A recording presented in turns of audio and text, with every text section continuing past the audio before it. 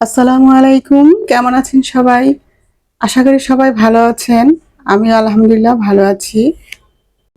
প্রায় অনেক দিন হয়েছে আমার চ্যানেলে আমি কোনো ভিডিও আপলোড করিনি। রোজার পরে আর ভিডিও দেওয়া হয়নি। রোজার পরে অনেক দিনই আমি ব্যস্ত ছিলাম। এতদিন কেন ব্যস্ত ছিলাম বা এখনো কিছুটা ব্যস্ত আছি, সবটাই আপনাদের সাথে শেয়ার করার জন্য আজকে আসছি। আমার একটা ছেলে আর একটা মেয়ে। আমার মেয়েটা বড়। আমার মেয়েটা কম্পিউটার সায়েন্স নিয়ে পড়াশোনা করছে। আর আমার ছেলেটা মেডিকেলে পড়াশোনার জন্য বিদেশে গিয়েছে।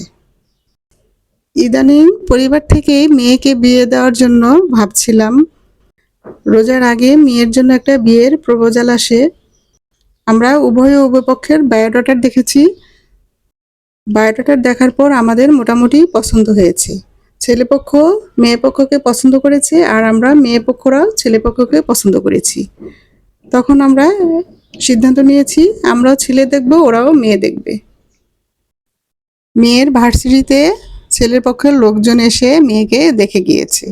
আর আমরা ছেলেকে একটা চাইনিজ রেস্টুরেন্টে এনে দেখেছি।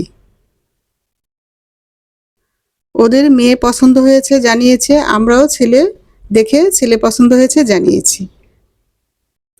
এরই মধ্যে বিয়ের বিষয় নিয়ে অনেক আলোচনা তাদের সাথে আমাদের হয়েছে, ছেলেপক্ষদের সাথে। ছেলেপক্ষ থেকে আমাদেরকে সিদ্ধান্ত জানিয়েছে যে আমরা রোজার পরে একটা ভালো দিন দেখে কয়েকজন মুরব্বী নিয়ে গিয়ে আমরা আর্ট করিয়ে ফেলতে চাই। আর্টের তারিখ ছিল রোজার ঈদের 3 দিন পরে পহেলা বৈশাখের দিন। সেদিনে আমার মেয়ের আর্ট হয়েছে। মেয়ের আর্টের অনুষ্ঠান আমাদের বাসায়ই করেছি। ঘরোয়া পরিবেশে খুবই সিম্পলভাবে করেছি। তাদেরও অল্প কিছু মুরব্বি নিয়ে আসছিল, আর আমাদের পক্ষ থেকেও আমাদেরও কিছু মুরব্বি নিয়ে আমরা এই বিয়ের কাজটা সেরে ফেলেছি।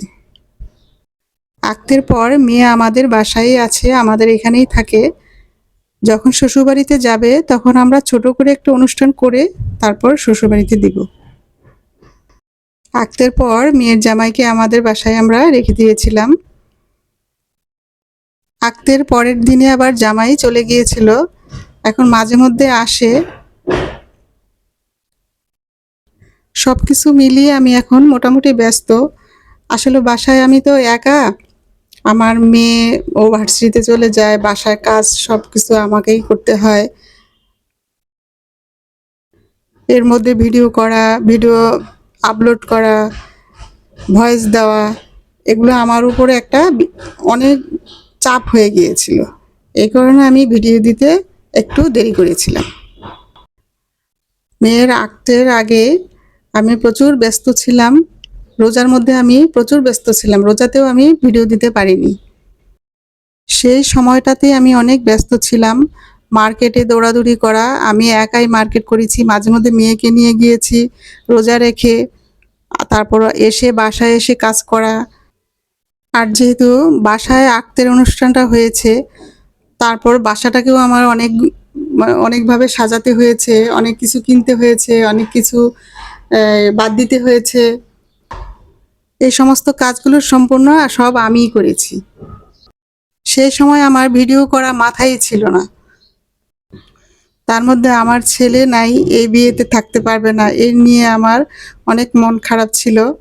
একমাত্র বোনের বিয়েতে একমাত্র ভাই থাকবে না, বুঝতেই পারছেন আমাদের বাসার সবার মনের কি অবস্থা হয়েছিল।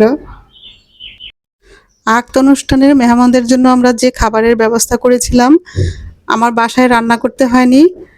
আমরা আমরা সেই খাবারগুলো কমিটি সেন্টার থেকে বাবুর্চি দিয়ে রান্না করে আনিয়েছি।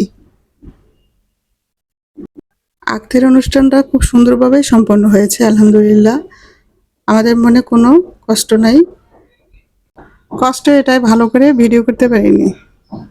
আজকে আপনাদের সাথে আরেকটা শুভ সংবাদ শেয়ার করছি। আজকে আমার একমাত্র ছেলে বিদেশ থেকে দেশে আসছে। ওর সেমিস্টার ব্রেক হয়েছে, এখন ওই ছুটিটা আমাদের দেশে এসে কাটাবে আমাদের সাথে। আজকে রাতে এসে পৌঁছবে, রাত 12টায় এসে বাংলাদেশে ল্যান্ড করবে। আমার বাসাটা আজকে পরিপূর্ণ হবে। আমার ছেলে আসলে আমার ছেলেকে নিয়ে আমি ভিডিও করব, আপনাদের সাথে শেয়ার করব, আপনারা দেখতে পাবেন। আজকেও কিন্তু আমি অনেক ব্যস্ত। আজকে আমার একমাত্র ছেলে আসতেছে, 3 বছর পর আসতেছে। বুঝতেই তো পারছেন আমার মনের কি অবস্থা। আমি কিন্তু অনেক ব্যস্ত আজকে, তারপরে আমি আপনাদের জন্য এই ভিডিওটা আপলোড করেছি।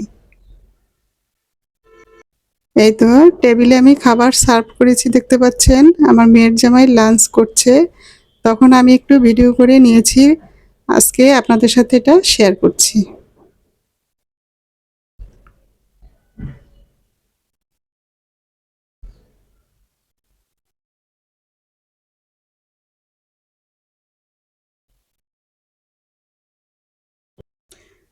ভিডিওটা আজকের মতো এখানে শেষ করে দেব, আর বেশি বড় করব না। এতক্ষণ যারা আপনাদের মূল্যবান সময় দিয়ে আমার ভিডিওটা দেখেছেন, তাদের সবার প্রতি রইল আমার অনেক অনেক আন্তরিক শুভেচ্ছা ও অভিনন্দন। আর আমার ভিডিওটা ভালো লেগে থাকলে একটা লাইক অবশ্যই দিবেন, সাবস্ক্রাইব করে না থাকলে সাবস্ক্রাইব করে নেবেন। সবাই ভালো থাকেন, আল্লাহ হাফেজ।